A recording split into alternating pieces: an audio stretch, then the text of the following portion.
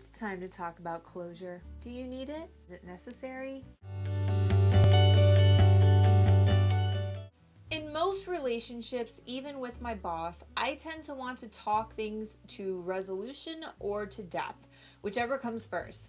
I once read that no one is entitled to closure. What's the right thing to do when the closure craving kicks in? I'm right there with you, sister girl. Sometimes you just want closure. Closure makes you feel comforting, it brings you justice, and it really ultimately at the end of the day makes you feel comfortable knowing that the closure choice you decided to make was the right choice. When you have closure, you're like, okay, I'm doing the right thing.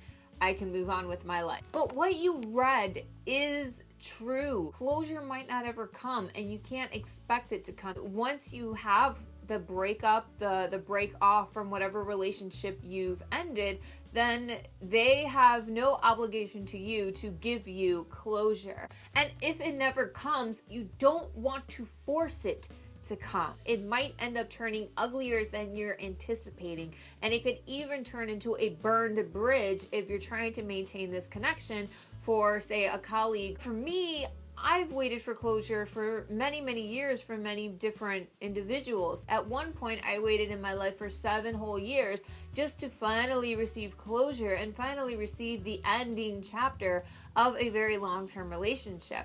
Was I expecting the closure at that time? No, but what I'm trying to tell you is that it might take a while and it might not be on your timing. It's best for you to not hold on to the thought of getting the closure when you'd like to have it, because it just might not come on time. The important thing that you want to keep in mind when it comes to closure is you cannot control the closure in other people, but what you can control is the closure within yourself. As in, you close that chapter in your life, you're moving on.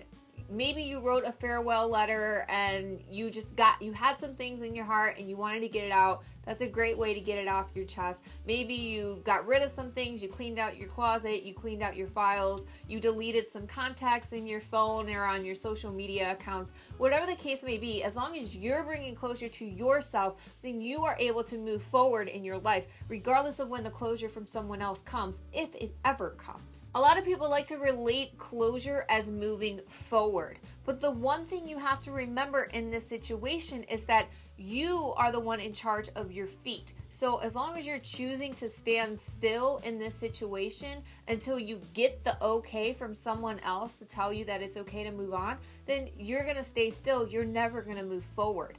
You ultimately have the choice to move your feet one step in front of the other, and that's going to bring you the closure that you need to move forward and into a new season with new relations. In a past relationship, I never received closure. I was the one holding myself back because I did not move forward because I was waiting for the closure to happen and it never did. So my advice to you is, closure, friend or foe, you're going to want to have the closure within yourself. Always first and foremost. The sooner you can get over it within your heart and within your mind and body and spirit, the sooner you can move on to better and bigger things. It's about knowing who you are, and it's about knowing what you stand for. And as long as you can bring yourself to that kind of closure, then that's going to be the sturdiest one of them all. That's it for me today. Thank you so much for joining into my Relationship Friday. I cannot wait to see what comments you have below about what it is that you can do to move on from the closure, or what closure gave you when you received it.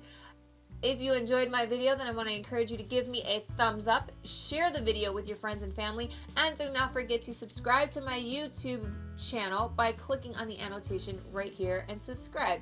Also, if you want to get all of the exclusive deals that only my exclusive followers will get every week, then I encourage you to join my exclusive list by clicking on the annotation below, or you can go to my website www.wellsaidliving.com, and there you can get all of the info on my coaching services and what I can offer you in your relationship. That's it for me today. I hope you enjoy your Valentine's weekend, and I cannot wait to see you again next week. Take care.